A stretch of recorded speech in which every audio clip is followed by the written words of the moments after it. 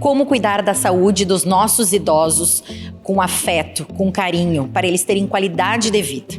Recebemos aqui no estúdio da Revista Interativa a doutora Janaína Trentin, médica geriatra. A gente vai bater um papo sobre a qualidade de vida dos idosos, sobre como cuidar melhor deles, informações valiosas sobre esse assunto que é tão interessante. Fique aí que o nosso programa já vai começar.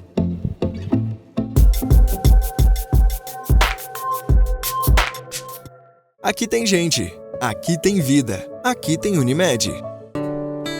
Grupo Felite, levando felicidade para onde for. Distribuidora Santa Lúcia, a energia de quem sabe onde quer chegar. LabMed, 60 anos em sintonia com a vida. Então, bem-vinda, doutora Janaína. Muito obrigada por aceitar o nosso convite. Envelhecimento saudável, qualidade de vida dos idosos, é tão importante a gente falar sobre isso. Então, muito obrigada por aceitar o nosso convite. Eu que agradeço pelo convite, Ingrid. Muito obrigada. É um prazer estar aqui contigo. Vamos começar falando um pouquinho sobre a tua formação, no caminho que te levou a ser médica geriatra. Bom, então eu vim para cá estudar com 13 anos. Eu morava no interior do estado, no noroeste. E fiz uma orientação vocacional, descobri que queria ser médica, queria cuidar de pessoas. E durante a faculdade me apaixonei por clínica médica, que é a clínica geral, né, que cuida de adultos, assim, e idosos, né. E aí na clínica médica eu não me sentia muito confortável nem satisfeita de cuidar do paciente só numa parte dele, né, tipo da cardio, da gastro, da nefro. Então fui buscar uma especialidade que olhava o paciente como um todo. Além de gostar muito de idosos, assim, o perfil idoso eu sempre gostei muito. Então, acabei indo para Porto Alegre buscando essa formação adicional para entender melhor realmente sobre essa clínica geriátrica. Que joia. Uma coisa que eu percebi é que você tem bastante conteúdo digital, né? Você apresenta bastante material na sua rede social. Então, como que surgiu essa iniciativa digital, né? Como que foi essa ideia para apresentar conteúdo para as pessoas? Bom, comecei na residência ainda, né? O meu perfil lá, tem até algumas fotinhas que eu estava na residência ainda. E a ideia era justamente trazer uma visão a mais para a especialidade, que ainda é um pouco desconhecida, algumas pessoas têm um pouco de preconceito. Além de trazer informação também para as pessoas, porque mesmo eu sendo médica, eu não conhecia muito da especialidade. Eu fui conhecer da especialidade lá em Porto Alegre. Então eu ficava pensando, se eu que sou médica, né, não entendo direito o que faz um geriatra, que dirá, né, as pessoas leigas, digamos assim, né? Então, a ideia inicial foi essa, além de, claro, mostrar a minha cara para as pessoas. Eu acho que hoje em dia a rede social, ela é o nosso cartão de visitas. E eu mesma como paciente, quando eu vou consultar com o médico, eu quero saber quem é ele. Não só a formação que ele fez, aonde que ele estudou, quais são as credenciais dele, mas quem é essa pessoa, né? Claro. Quem é a pessoa humana mesmo por trás daquele profissional. Isso me interessa muito e eu acho que hoje em dia está cada vez mais assim, né? Na sua visão de médica, o que é envelhecer com qualidade hoje? Bom, envelhecer com qualidade é um conceito que vem mudando. Antigamente a medicina vinha evoluindo para fazer as pessoas viverem mais, que é o conceito de lifespan, né? Longevidade. Mas nem sempre a longevidade dos últimos anos tem sido acompanhada de uma qualidade de vida que é autonomia, independência. Então, hoje em dia, a gente tem esse conceito de health span, que é não só ter uma sobrevida maior, mas uma sobrevida livre de incapacidade. Então, esse é o conceito novo de envelhecer com qualidade. Tanto que o emoji que representa o idoso mudou, né? Inclusive é considerado um ageísmo, aquele emoji antigo, que é o idoso com uma bengalinha, né? Isso não é mais, envelhecer não é mais sinônimo de fragilidade, sinônimo de ter que andar com uma bengala, né? Então, o conceito novo do envelhecimento é envelhecer com independência. Certo. E quais são os principais pilares para um envelhecimento saudável, do ponto de vista físico e emocional? Aqui eu vou pedir licença para pegar uma coisa mais filosófica, assim, de início. Eu acredito que envelhecer bem envolve tu ter um motivo para envelhecer bem. Então, para que a pessoa está vivendo? Então, isso envolve a questão de família, de relacionamentos, qual é a visão de mundo que ela tem, né? muitas vezes não é simplesmente eu chegar e dizer pra ti, não, tu tem que fazer isso, isso, isso. Muitas vezes a pessoa não tá com isso perdida, assim. Né? E aí, que motivos ela tem pra viver bem, né? Então, acho que, em primeiro lugar, tem que resgatar isso. E tendo isso muito bem claro, a pessoa vai, então, ter um sono de qualidade, ter alimentação de qualidade e, principalmente, se movimentar. O corpo que não se movimenta, ele vai deteriorando. A gente sabe que a partir dos 30 anos a gente começa a perder massa muscular, massa óssea já está perdendo. Então, se a gente não fizer nada para combater isso, é certo que talvez a gente vá ser aquele idoso da bengalinha. Né? Aí não adianta cuidar só do mental, no caso, de ter esse objetivo, enxergar um futuro. Exato. Mas se não cuidar do físico, se não cuidar do físico, senão as duas coisas não caminharem juntas, exato. Né, talvez não se chegue lá. Quais são os principais hábitos, né? O que você inclui numa rotina para um idoso, para ele, essa recomendação, né, para esses pacientes idosos, para eles poderem colocar dentro da sua rotina para conseguir chegar nesse período da vida com qualidade, com saúde? Eles precisam ter muita atenção para a questão alimentar, né? Principalmente em relação ao consumo de proteínas. Muitas vezes o idoso chega lá no consultório e diz assim, eu como café, pão, margarina, sei lá, manteiga de manhã. No almoço come um pouquinho melhor, assim, comida normal, né? E de tarde e de noite é de novo, café, pão. Então isso não tem um substrato que é importante para a formação dos músculos, né? Que é a proteína. Então, essa pessoa precisa estar se movimentando, de preferência fazendo um exercício que trabalhe a força, né? Como musculação, pilates, enfim, um exercício resistido. Mas ela precisa estar dando substrato, um suplemento que seja, ou a própria alimentação para esse músculo se manter. Né? Falando em preservar a autonomia, que é a independência, aliás, que é o principal fator que faz as pessoas envelhecerem bem, né? Sim, eu acho que às vezes a maioria, não digo a maioria dos idosos, mas acredito que as pessoas pensem muitas vezes, eu não faço o consumo de bebida alcoólica, não sou tabagista, pronto, tá resolvido. Exato. E na verdade é mais do que isso, né? Essa questão de alimentação, de incluir as frutas, legumes, né? Sim. De fazer um exercício físico. Na verdade, tudo é um complemento, tudo é mais para a saúde, né? Então, podendo incluir todas as opções melhores. Sim. E às vezes as pessoas têm uma ideia de que elas se alimentam bem porque elas comem comida de verdade, comida saudável, mas às vezes está faltando aquele substrato. Claro. Né? E aí, muitas vezes, isso precisa ser avaliado por um nutricionista, né? A gente acaba avaliando isso em consulta porque, às vezes, a gente é o único profissional que o paciente vai ter contato, né? E aí tem aquela resistência, às vezes, em mais um profissional. Então, a gente acaba adentrando um pouco na área da nutrição para não deixar isso de lado, porque a gente sabe que isso é muito importante. E uma dúvida que me surgiu agora também, como você falou, o médico, você não tinha interesse de cuidar só da parte do coração, ou né, a cardiologia, ou alguma outra especialidade, mas a geriatria, ela pega tudo isso dentro da vida de um idoso. Então, você é a especialidade, você é a médica que, dentro de uma consulta, pode solicitar, pode encaminhar para um cardiologista, pode encaminhar para um outro profissional, justamente para pegar alguma parte do corpo que possa estar com alguma deficiência, que possa estar com algum problema?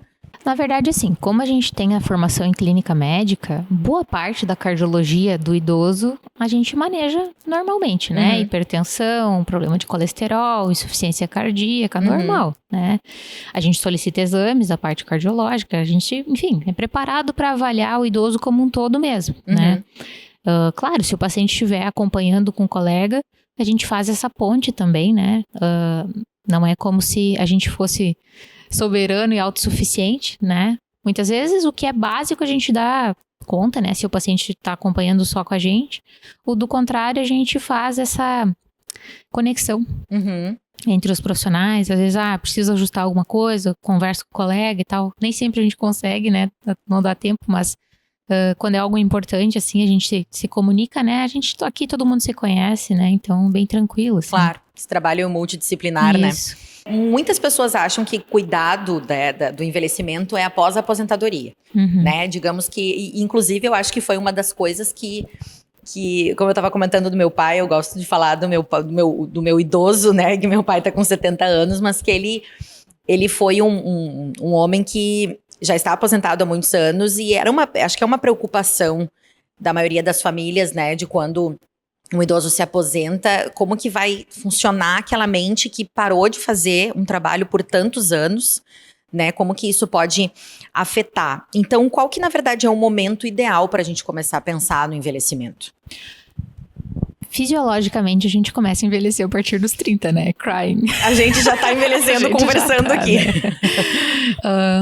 Mas de forma prática, a gente costuma orientar que a partir dos 40 anos, o paciente já tenha um médico de referência no gerenciamento do seu envelhecimento. Né? Por mais que ele já tenha alguma noção de o que ele precisa fazer, enfim. Mas muitas vezes tem coisas que acabam ficando para trás. Então, a partir de 40 anos é um ponto-chave, assim, né? Que é aquilo que eu estava te comentando. É uma colheita que tu vai fazer, teu envelhecimento. Então, o plantio começa antes, né? Claro. O plantio começa até antes dos 40, mas enfim, 40 pode ser um ponto-chave pra gente começar a pensar o que eu tô plantando, né? Que eu vou acabar colhendo, né? Quando eu tiver com 60, 70, 80 anos. Os resultados vão aparecer, né? Mas, enfim, nunca é tarde, né? Se o ponto de, né, prestar atenção nisso começou na aposentadoria, que seja. Né? Tenho pacientes com 80 anos que começam a mudar hábito, fazer isso, fazer aquilo, e que conseguem ter uma melhora. Então, não é como se, agora passou, já era. Não. Mas, logicamente, o quanto antes se começar a pensar nisso, melhor. Claro. Muitas vezes, a pessoa vai lá só apagar um incêndio. Aí é tarde, realmente. Já tá atrasado, no caso, né? Dá ainda para fazer alguma coisa, mas o ideal é tentar começar antes. E conhecimento, informação nunca é demais, né, doutora? Então, acho que o que acontece muitas vezes é a pessoa pensar Isso é uma conversa que eu já tive, inclusive, com a minha mãe. Pensar no médico geriatra como, mas eu não tô velho. Eu não cheguei nessa fase da minha vida. Por que eu vou ir no médico geriatra, né? Sim. E eu acho que é bem exatamente como você tá falando. Planejamento, entendimento, informação nunca é demais. Então, a gente poder saber, não, talvez não seja o momento ainda de eu estar, né, frequentando um geriatra, mas eu sei que se eu começar com todo esse processo antes, quando for o momento de eu fazer uma consulta, provavelmente as notícias sejam as melhores, o meu envelhecimento saudável de fato esteja acontecendo. Isso faz parte do ageísmo também, né? Porque se o velho é aquele que tá com a bengalinha, o geriatra é o que cuida do velho com a bengalinha. Não é o que cuida do idoso que tá independente, enfim. Mas é justamente esse idoso que a gente precisa cuidar. Claro. Pra evitar que ele fique tão logo com a bengalinha. Ninguém consegue transformar pessoas em imortais, né? Mas a gente tenta esticar essa corda. Com certeza. Uma das coisas que eu acho interessante é que você tem falado bastante, envelhecer com autonomia. Essa diferença entre o envelhecer bem e o envelhecer com autonomia. Como que essas ideias se complementam? A autonomia é um conceito um pouco diferente da independência. Se refere à questão cognitiva, que é a capacidade de, como te falei, de tomar decisões, né, do ponto de vista racional, assim, compreender e tal, que envolve as capacidades mentais cognitivas mesmo. E a capacidade mental psicológica, que se refere mais à questão do humor, né, esses transtornos que podem estar relacionados à parte psiquiátrica. Né. Isso envolve também a manutenção de bons hábitos. Né. A gente sabe que 45% dos casos de demência, por exemplo, que seria uma condição que compromete a autonomia da pessoa, porque ela não consegue mais racionalizar, não consegue mais tomar decisões.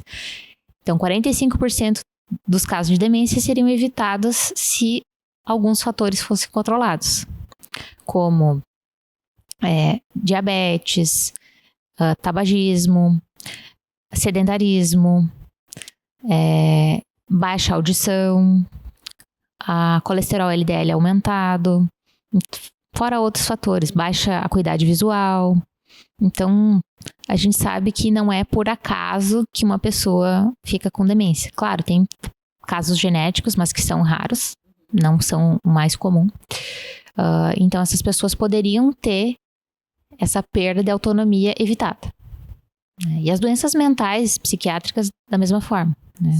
Tem vários fatores, o isolamento social, que é fator de risco para doenças psiquiátricas, muito comum.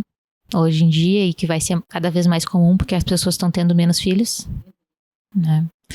Então, é algo que a gente pode pensar em prevenir também. E mais do que isso, as pessoas demoram demais para corrigir esses problemas visuais e auditivos. A gente sabe que, por exemplo, prótese auditiva, ela vai funcionar melhor se você protetizar mais cedo. Claro. Se esperar demais, acontece já uma lesão neurológica ali pela falta de estímulo, e aí a pessoa não se adapta. Então, existe um mito espalhado pelo mundo de que aparelho auditivo ninguém se adapta. Que as pessoas demoram demais para colocar. E aí vai ficando com déficit cognitivo, deprimido, porque não consegue entender as conversas, não consegue participar de um evento. Então, a gente tem que estar sempre atento. E muitas vezes é na consulta geriátrica que a gente vai identificar isso. Claro. Às vezes, essas consultas pontuais, que tu tá olhando a pressão, que tu tá olhando o colesterol, que tu tá olhando para uma outra questão mais rápida, assim, acaba passando batido, né? Então, o geriatra acaba passando esse pente fino e muitas vezes identificando um problema que, corrigido, vai evitar que o paciente tenha um problema maior. Claro, tá certo. E essa questão da polifarmácia, né, o uso excessivo de medicamentos, como que a gente pode orientar as famílias sobre isso, né, de o idoso chegar na farmácia e sair comprando, adquirindo tudo aquilo que ele pode sem receita, que ele acha que tá servindo para esse cuidado dele, né, deu uma dor de cabeça, deu uma dor nas costas, alguma coisa, como que a gente pode orientar as famílias para eles buscarem a ajuda necessária sem se autotratar? É muito importante as pessoas terem essa consciência mesmo de que a automedicação, principalmente para um idoso, se ele for frágil, pode ser muito deletéria. Uma medicação simples, como um remédio para gripe, pode causar uma queda num idoso frágil. Então, esse paciente, idealmente, volto a falar, ele deveria ser acompanhado por um geriatra, quem tem uma polifarmácia. Porque ele está juntando prescrição, muitas vezes, de vários médicos, que não se conversam entre si, né? E às vezes é um tratamento que está sendo usado para tratar um efeito colateral da medicação do outro. Já me aconteceu várias vezes. Então a gente consegue fazer essa análise da prescrição e conversar, enfim, tentar adequar isso para que o paciente não sofra esses efeitos. Não é que tomar muitas medicações por si só seja ruim, né? Muitas vezes isso é necessário. Mas o importante é que tenha alguém olhando aquele todo e vendo se não tem nada sobrando ali, porque pode causar algum malefício mesmo. Sim, e até várias medicações, mas que uma não afete o funcionamento da Isso. outra, né? E que não acabe causando um problema. Na verdade, tu tá buscando uma solução e acaba arrumando um problema para si com esse uso de medicações sem a orientação adequada, né? E aquilo que eu falei, o geriatra é o profissional que sabe avaliar essas interações, né? A gente estuda muita farmacologia na residência. Não que os outros profissionais não estudem, né? Claro. Mas a gente tá safo, assim, de lidar, e principalmente com os efeitos dessas medicações nos pacientes frágeis. Por exemplo, tem um paciente meu de domiciliar que ele estava usando uma medicação que eu amo. Amo aquela medicação, a gente gosta muito. Mas ele, nas peculiaridades dele, não estava tolerando usar. Então, ele estava tendo um efeito colateral muito importante. E a esposa dele estava tratando como se fosse um Parkinson, só que, na verdade, ela tinha um efeito colateral de uma medicação. Então, os dois pacientes, um deles mal conseguia caminhar, porque de tanta tontura que ele tinha por causa daquela medicação, e a outra estava usando 7 medicamentos que não precisava, por causa, né, dessa questão que eu te falei de tratar um efeito colateral com uma medicação nova. Então, essas coisas são bem do dia a dia do geriatra mesmo, a gente tem como manejar. Então, é importante que quem toma mais de 5 medicamentos, que é um paciente com uma polifarmácia, seja acompanhado por um geriatra. Claro, sem dúvida. E um tema que é recorrente, a questão das quedas, né? Quais medidas simples que podem ser tomadas dentro de casa, principalmente, para evitar esses acidentes, né? Para evitar que os nossos idosos acabem se machucando. Vou começar pelo mais danado. Pantufinha da vovó. Sabe aquela que é aberta, fechada na frente e aberta atrás? Essa é a mais perigosa. Combina isso com piso úmido, né? Muitas vezes ela não tem aquele solado antiderrapante. É um prato cheio para uma queda. Então, o ideal é que um calçado seja com solado antiderrapante, preso no calcanhar. Começa por aí. objetos que ficam, tipo, no centro, assim. O ideal é que sejam removidos tapetes, né? E o banheiro, que é o local mais perigoso da casa, né? Principalmente agora no inverno, nesses dias úmidos, o ideal é que tenha barras de apoio, muitas vezes um elevador de assento para o paciente conseguir sentar e levantar mais tranquilo do vaso, se tem aquela fraqueza nas pernas, piso antiderrapante, corrimão nas escadas. São várias medidas assim que dá para tomar para prevenir quedas em casa, mas o mais relevante também é que sempre que um idoso tem uma queda, isso é um evento sentinela. Alguma coisa está por trás daquilo. Muitas vezes, e cada paciente vai ser um, né? Pode ser que, ele tropeçou. Beleza, mas ele tropeçou por quê? Ele tem Parkinson, ele tem sarcopenia, que é essa deficiência de proteína, né, muscular, enfim. Enfim, várias podem ser as causas daquela queda. Então, esse paciente precisa ser avaliado, né? Não é só botar o corrimão dentro de casa. Claro. Né? Nem o barra de apoio. Esse paciente precisa de um geriatra. Perfeito. E o papel da família, doutora? Eu acho que a gente iniciou a nossa conversa fora das câmeras, né, falando sobre a convivência com idosos. Eu acho que mais do que qualquer outra coisa, eu acredito muito que seja essencial essa convivência e como que a gente, como família, a gente pode apoiar da melhor forma possível. Primeiro começa pela questão de empatia e de respeito, né? Eu vejo que às vezes, quando o idoso vai perdendo independência, não é o caso dos teus pais, né? Mas quando o idoso vai Felizmente eles estão bem independentes. Mas quando ele vai perdendo a autonomia e a independência, às vezes ele fica meio como desrespeitado, sabe? Então, eu sei que envolve muito estresse, né? Às vezes os irmãos não ajudam, né? Às vezes tem uma pessoa sobrecarregada ali e tal. Mas o ponto-chave, acho que é observar assim, esse paciente, ele está apresentando algum sinal de perda de autonomia e de independência que compromete a segurança dele? Bom, então a gente tem que intervir. Ok, paciência. Mas tem forma de intervir. Não necessariamente a gente precisa chegar para o paciente e esfregar na cara dele, olha, você não pode mais fazer isso, sabe? Às vezes tem jeito de fazer isso. Claro. Até para um paciente com demência, por exemplo, que não pode mais dirigir. A gente não precisa dizer para ele, você não pode mais dirigir, porque você pode dar um sumiço no carro. Dizer que precisou vender, que o neto estava precisando de dinheiro, não sei. A gente pode ser mais sutil, sabe? Para a pessoa, ela já está apresentando uma perda na vida dela, né? Então, tu não precisa ir lá e tripudiar em cima daquilo. Claro. Né? Não é proposital, claro. Sim. Tô exagerando para exemplificar, mas né? acredito que isso seja muito comum. Mas é comum de acontecer, né? O idoso que tá assim, ele fica resistente, ele fica chateado e às vezes ele é tido como teimoso, né? Então, uma pessoa teimosa, para tu convencer ela de uma coisa, não adianta tu ficar batendo em cima de uma tecla, né? Tu tem que ir apresentando na malemolência, né? Com jeitinho, com respeito, tendo empatia, porque não deve ser fácil tu perder a tua autonomia, a tua independência. Claro. Mostrar que aquilo mudar o foco, sabe? Não ficar batendo em cima daquilo. Assim. Sim, imagina o sentimento de quem até então, né, não digo de um dia para o outro, porque como você falou, isso né, vai progredindo, vai acontecendo com o tempo, mas tu toma as tuas decisões, tu dirige, tu faz e acontece na tua vida, e aí tu começa a perceber que aquilo não tá funcionando mais, e aí aquilo é tirado de ti. É como tu tirar um brinquedo da mão de uma criança e tu esperar que a reação dela seja te olhar e dar um sorriso. Não precisa isso ficar tão escancarado, né? E os cuidadores profissionais, doutora? O que a gente deve observar quando a gente vai buscar um cuidador profissional para acompanhar um idoso em casa? Bom, depende de quem é esse idoso, né? O idoso que tá acamado, que exige cuidados com dispositivos, tipo traqueostomia, gastrostomia. Idealmente, esse cuidador tem que ser um técnico de enfermagem. Precisa ter conhecimento técnico para lidar com aquele idoso naquela complexidade. Agora, se é um idoso com demência, que, né, não tem tantas demandas assim, pode ser um cuidador profissional mesmo, mas que tenha alguma capacitação técnica e que principalmente tenha jeito de lidar com o idoso com demência. Ele precisa ter uma mínima capacitação, por exemplo, para lidar com um idoso com demência.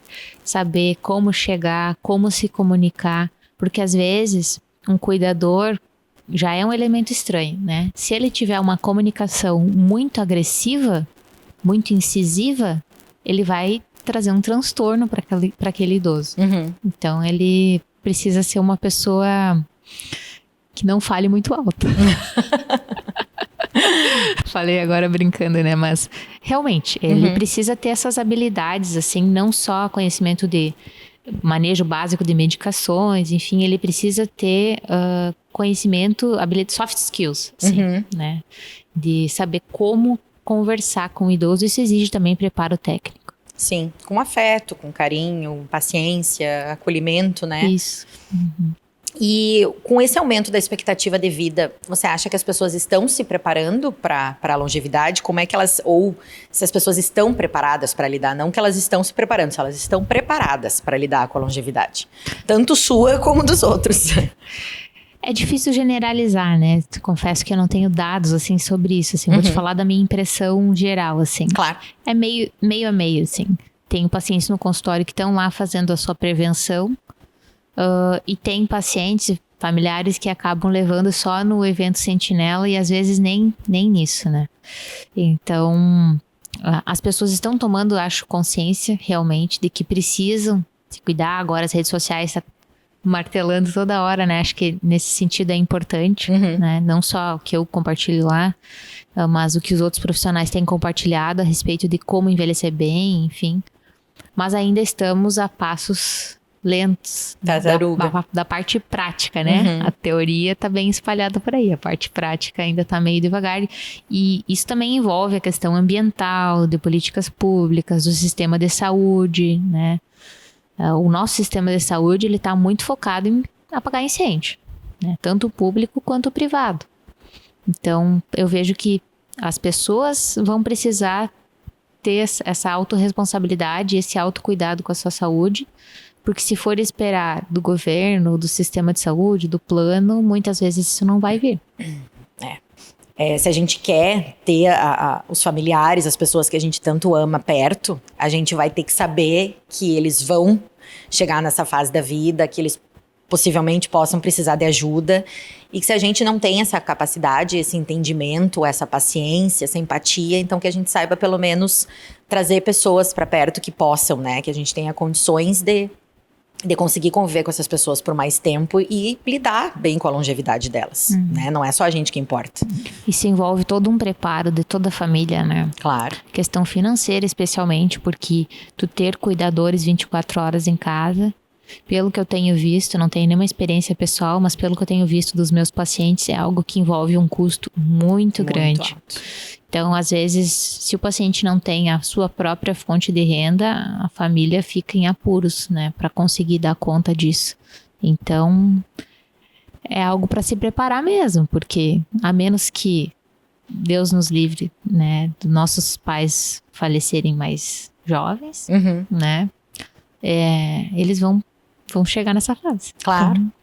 E pra gente finalizar a nossa conversa, doutora, qual que é a sua mensagem final para famílias, para cuidadores e para os idosos que também vão nos assistir sobre esse envelhecimento num geral, como encarar a vida, né, nessa fase e tudo, pra gente, enfim, ser feliz, né, independente da fase que tá vivendo, e encontrar alegria, encontrar amor, felicidade mesmo no dia a dia. Acho que começa por entender que envelhecer é um privilégio. Com certeza. Não é um fardo. Eu tô falando aqui do alto dos meus 33 anos também, né? Eu também tenho 33. Não posso falar por experiência própria, né? Alguém vai me corrigir, vai dizer assim, não é a melhor idade, isso é uma mentira. Mas eu quero dizer no sentido assim, estar vivo é um privilégio. Né? E por mais que a pessoa possa vir a desenvolver limitações, ela tem muitas vezes outras coisas para aproveitar. Ela tem os netos, ela tem um filho, ela tem um cônjuge, ela tem um gato, que seja um cachorro. Então eu acredito muito que envelhecer é um privilégio, mas não é algo que é fruto do acaso. A forma como você vai envelhecer depende do que você está plantando ao longo do tempo. E sempre há tempo de começar a plantar sementes diferentes. Então, não basta também pensar que, vou começar a ter novos hábitos, tudo. Tem doenças que não são 100% preveníveis, né? Sim. Falemos a verdade. Tem doenças crônicas que vão se desenvolver, por exemplo, osteoporose na menopausa, né? Não, a pessoa não foi porque ela deixou de comer cálcio ao longo da vida que ela desenvolveu, né? Claro. Tem vários outros fatores, hormonais, enfim. Então, assim, ela precisa de um acompanhamento médico regular também, né? Então, não é fruto do acaso envelhecer bem. Isso envolve construir bons hábitos, plantar eles ao longo da vida e também ter um acompanhamento médico regular. Uhum. Para isso, podem contar comigo a partir dos 40 anos. Não precisa ser só quando tá com a bengalinha. Exatamente. Tô preparada para isso. Com certeza. Muito obrigada, doutora. Eu acho que esse assunto rende muito. Eu gostaria, inclusive, de contar vários causos da minha família, das pessoas que eu convivo. Me trouxe muito essa coisa da minha família mesmo, principalmente quando você falou do objetivo que a gente tem na vida, né? Enxergar essa parte mais filosófica, mas eu vejo muito pela relação que os meus pais têm com os netos. E eu acho que isso faz com que eles queiram viver mais, exatamente isso, né? Ver essa questão do colégio, da faculdade, do casamento, seja do que for, mas enxergar, poder ver, porque os filhos estão aí, já estão prontos, né, já estão, já passaram por tudo isso junto, e acho que os avós, eles têm essa coisa do açúcar, da doçura muito mais, né, é difícil um avô e uma avó sem açúcar, né, sem toda essa doçura, mas eu acho que é bem como você falou, essa questão de ter um objetivo de vida, porque a gente, com os nossos jovens, 33 anos, a gente vê, também tem o nosso objetivo, mas é diferente, eu acho, de quem já tá nessa melhor idade, né, do idoso. Então, eu fico muito grata por essa conversa. Eu acho que espero e desejo que abra os olhos de muitas pessoas sobre esse cuidado, sobre procurar o médico muito antes de apagar o incêndio. Agradecer por todo o conhecimento compartilhado. Volte sempre aqui na revista. Muito obrigada. Eu que agradeço. E acrescento que acho que os netos, eles são um espelho para a eternidade, para os avós. Então eles ajudam a pensar assim, essa criança é a minha continuidade do mundo. Eu vou morrer, mas esse aqui vai continuar, né? Eu continuo através do Enzo no mundo, né? Então, realmente, essa questão de buscar propósito, acho que é uma das coisas mais importantes, inclusive com a espiritualidade também, né? Minha visão pessoal. Claro, perfeito. Mas muito obrigada, foi um prazer conversar contigo. Espero vir mais vezes mesmo. Obrigada.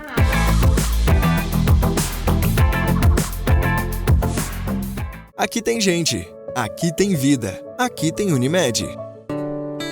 Grupo Felite, levando felicidade para onde for. Distribuidora Santa Lúcia, a energia de quem sabe onde quer chegar. Lab Med, 60 anos em sintonia com a vida.